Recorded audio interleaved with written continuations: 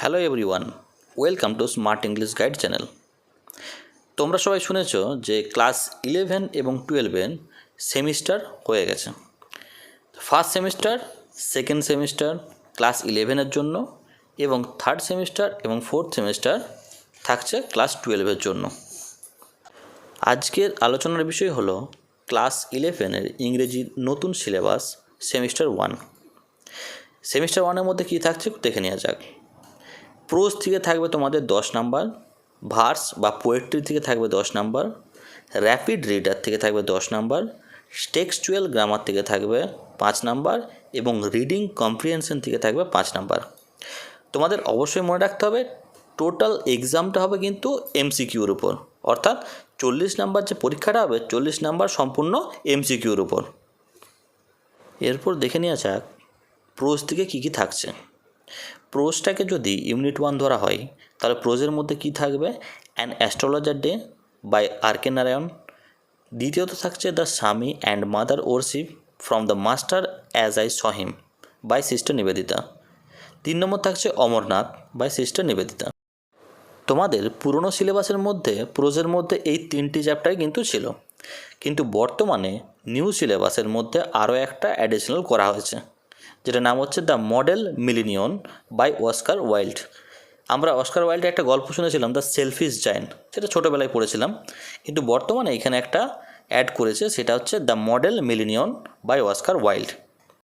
কিন্তু তোমাদের ভয়ের কিছু কারণ নেই, আমাদের অপশন দেওয়া রয়েছে 4টা দেওয়া থাকলেও তোমাদের কিন্তু করতে হবে 3টাই, অর্থাৎ কেউ যদি পুরনো সিলেবাসটাই করে তাহলে কিন্তু হবে, কোনো সমস্যা নেই। এরপর দেখে নেওয়া যাক পোয়েট্রি ইউনিট 2। পোয়েট্রির মধ্যে কী কী থাকছে? Composed upon Westminster bridge by William Wordsworth.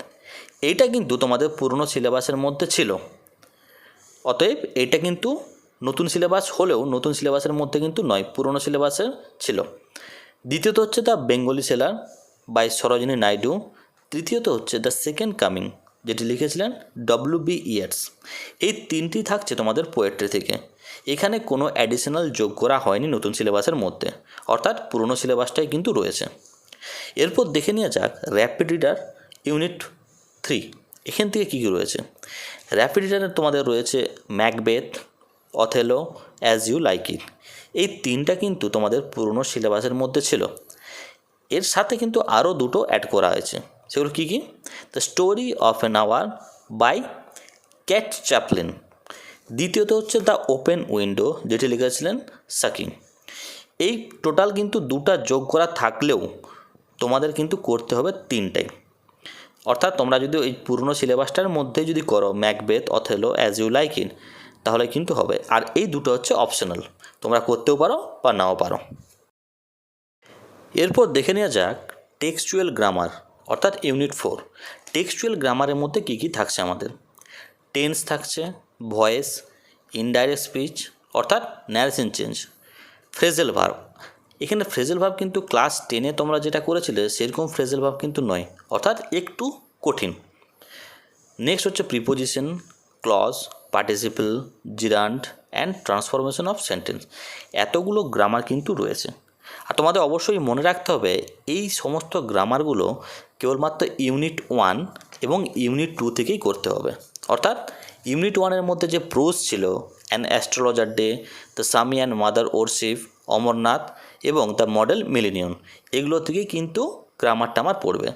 এবং পোয়েট্রি যেটা রয়েছিল composed upon Westminster bridge, the bangle seller, the second coming, এই 3টা থেকেই কিন্তু তোমাদের গ্রামার পড়বে, টেক্সচুয়াল গ্রামার। আর র্যাপিড রিডার থেকে কিন্তু কোনো গ্রামার পড়বে না, অর্থাৎ তোমাদের কিন্তু প্রোজ এবং পোয়েট্রির যে সমস্ত গ্রামারগুলো রয়েছে সেগুলো কিন্তু খুব ভালোভাবে করতে হবে। এরপর থাকছে তোমাদের আনসিন অর্থাৎ রিডিং কম্প্রিহেনশন। এই আনসিন থেকে কিন্তু তোমাদের 5 নাম্বার থাকবে, সেটাও এমসিকিউ। এই এমসিকিউটা কিন্তু তোমাদের করতে হবে 5 নাম্বারের। এছাড়াও থাকছে তোমাদের প্রজেক্ট থেকে থাকবে 20 নাম্বার। এই প্রজেক্ট থেকে 20 নাম্বার থাকলেও তোমাদের কিন্তু কোশ্চেন এমসিকিউ থাকবে 40 নাম্বারের, যেটা টেক্সট থেকে পড়বে। প্রজেক্ট থেকে কী কী থাকবে? প্রজেক্টের ফরম্যাটটা একটু বলে দিই। প্রথমত থাকবে লিসেনিং অ্যান্ড স্পিকিং অ্যাক্টিভিটি, অর্থাৎ লিসেনিং থেকে থাকবে 5 নাম্বার এবং স্পিকিং অ্যাক্টিভিটি থেকে থাকবে 5 নাম্বার। দ্বিতীয়ত থাকবে রাইটিং অ্যাক্টিভিটি, যেটা থেকে থাকবে 10 নাম্বার। এছাড়াও ইনস্ট্রাকশন তোমাদেরকে দিয়ে দেওয়া হচ্ছে, for writing activity concern teacher will select relevant topic from, অর্থাৎ তোমাদের যে স্কুলের শিক্ষক রয়েছেন বা শিক্ষিকা রয়েছেন তারা কিন্তু এই বিষয়ে তোমাদেরকে সাহায্য করবে। কী কী ইস্যু নিয়ে? Environmental issue, society and culture এবং এমিনেন্ট পার্সোনালিটিস, এই সমস্ত বিষয়গুলো নিয়ে কিন্তু তোমাদের শিক্ষক বা শিক্ষিকা তোমাদের ক্লাসে সাহায্য করবেন।